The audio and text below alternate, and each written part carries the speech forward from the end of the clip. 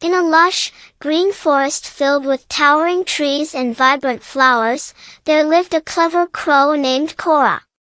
Cora had shiny black feathers that gleamed in the sunlight and sharp, curious eyes that always seemed to be searching for something interesting.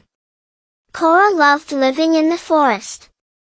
She spent her days flying high above the treetops, exploring every nook and cranny of her woodland home. One of her favorite activities was finding shiny objects to add to her collection.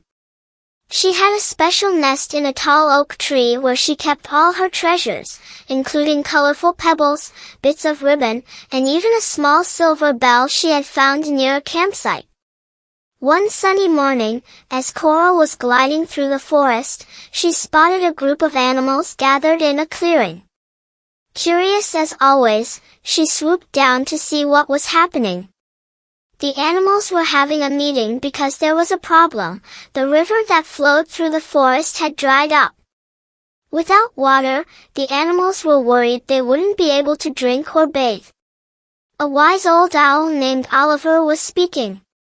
"We need to find a new source of water, but we don't know where to look," he said, his voice full of concern.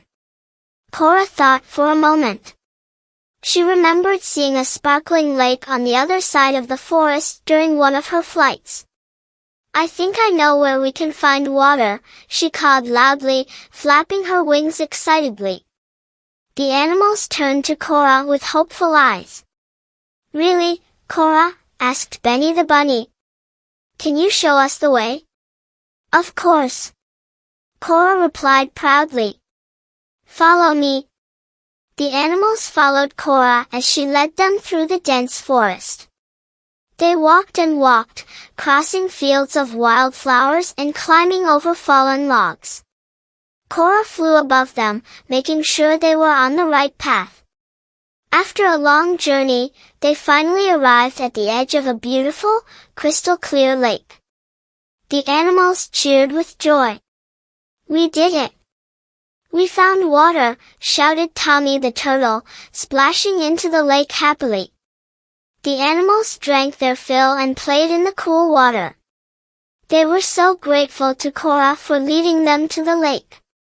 To show their appreciation, they decided to throw a big party in her honor. The forest was filled with laughter and music as the animals celebrated. Cora was thrilled to see her friends so happy. As the sun began to set, painting the sky with shades of orange and pink, Oliver the owl flew over to Cora. "Thank you, Cora," he said warmly. "You saved the day with your cleverness and kindness."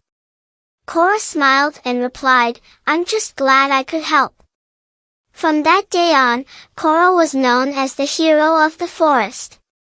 She continued to explore and collect her shiny treasures, but now she also kept an eye out for any way she could help her friends.